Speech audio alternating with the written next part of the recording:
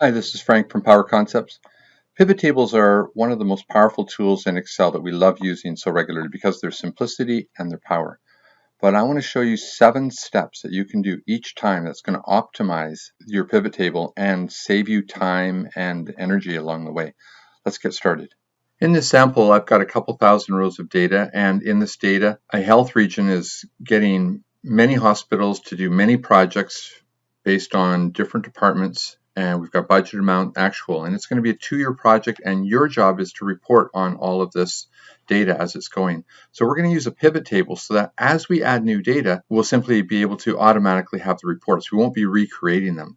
So the first thing that we want to do, step 1, always when we make a pivot table, is to turn the data into a table. And we can do that by going Format as Table and choosing one of these options here, or the keyboard shortcut Control-T. Notice it says my table has headers. I'm going to hit OK, and it turns it into a table. This is the first step. Now, when it's made into a table, then you're going to have this option here to go to table design. You're going to have all these new tools that are there because you're in a table. And one of them is Summarize with Pivot Table. So I'm going to click there. It's going to create a new table in a new worksheet. I'm happy with all that. I'm going to hit OK. First step that we're going to do into this table after we've made it a table is now we're going to take some of the data. So I'm going to take one of the numbers, which is either the actual or the budget, and I'm going to put that into the values, and it's going to sum up that number. But I don't like the formatting on this. So I'm going to take this one number and I'm going to format this. And I can go to the Home tab, and I'm going to take this number and I'm going to make this comma style, and because it's a big budget, I don't really need the pennies. I'm going to just remove that. Now, the reason why this is important is because we're going to need to format all these numbers. But if I format this first number, then all the rest of the numbers will automatically be formatted. The third thing I need to do is I want to group the dates. So I'm going to take the dates in this and I'm going to put this into the rows. And I like to drag and drop them, else Excel will make its best guess, but sometimes the guess is wrong. So I'm just going to drag and drop it.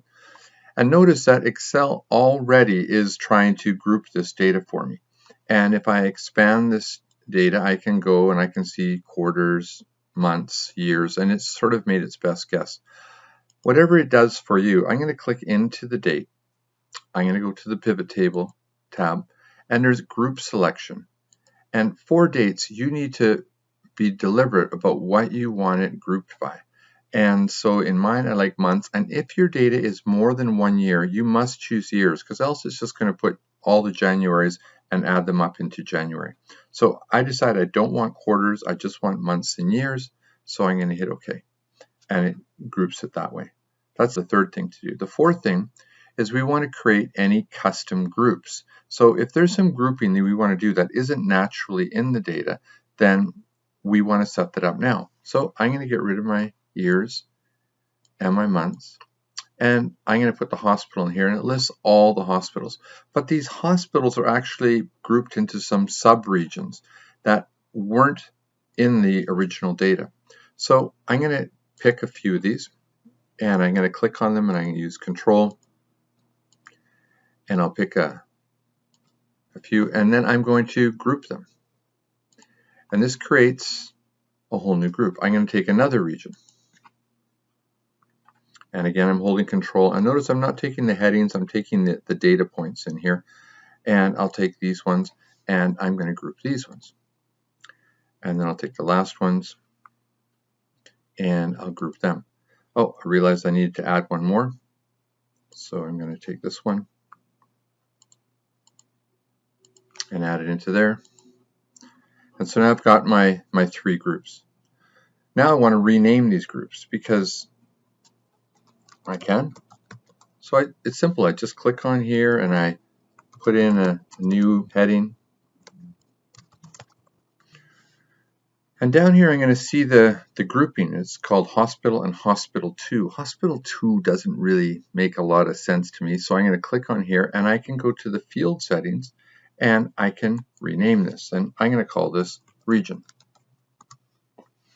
So now I have a new group called Region that wasn't in the original data. And what's amazing about pivot tables is that I can remove the hospital and now it will automatically get the data for those regions. And I can begin to work on this, and I'll say, put the actual in here, and I can start changing around, and I've created a new grouping. So that was the fourth thing. The fifth thing that I like to do is I'm going to go to the pivot table options and hit the drop down and go to options of the options. And there's two things that I like to change. For empty cells, it just leaves it blank. And this is a personal preference, but I'd rather see a 0. So I'm going to put a 0 in there. You can do what you like with that. And in here, I'm going to take autofit column widths on update, and I'm going to make that unselected so that every time I upload the data, it's not going to change the column widths. That was the fifth thing. Sixth thing that I'm going to do is I'm going to rename this sheet. I'm going to call this one pivot source. And I'll do one more thing, is I'm going to actually go to the pivot table, and it's called pivot table 1. I'm actually going to call this pivot source as well. And now I've done almost everything that I need to do. I've made all the changes to this site. I might add a few different columns to get this thing set up right. I'll maybe put date in the rows, get rid of the region, and maybe I'll put department into the columns.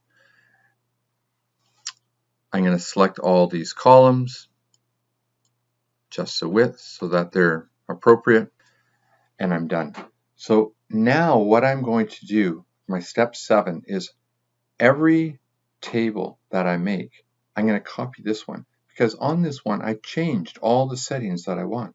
I've made the grouping, I've changed the format, I've changed everything that I want to do. And so I'm not going to go back to data and recreate another pivot table. I'm just going to copy this one. And so in Windows and in Excel, if you want to copy something, just hold Control and drag. So I'm going to take this pivot source, I'm going to hold Control, and I'm just going to drag it over here.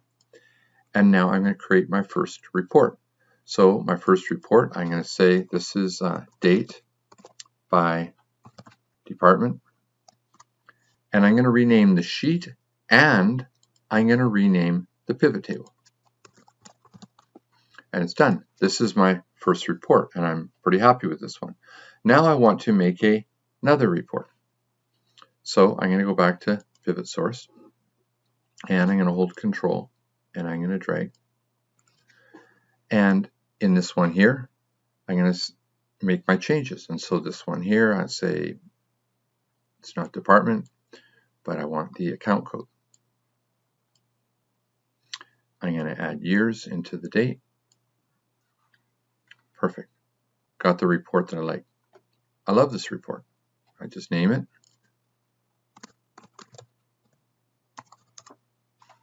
And I rename the pivot table itself. I never like putting spaces in the names.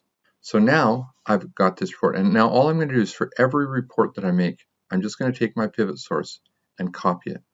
Now in the future, when you add more data, because it's a table and all this is looking at a table, all you'll need to do is go to pivot table, refresh, and hit refresh all. And when I hit refresh all the data will update across all of the tables.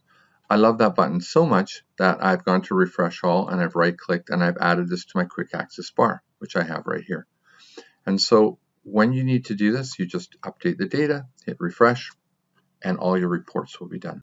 So let me recap the 7 steps that you should do each time you create a pivot table.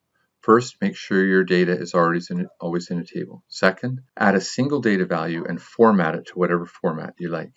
Next, add dates to the rows and group according to your requirements. And remember that if your data is more than a year, year must be one of the grouping. After that, create any custom groups. You might not need to do this, but if you do, this is the time to do it. Change the pivot table settings, like turn off auto fit and put a 0 instead of blanks, and that's under options. Finally, rename the sheet and the table to the pivot source.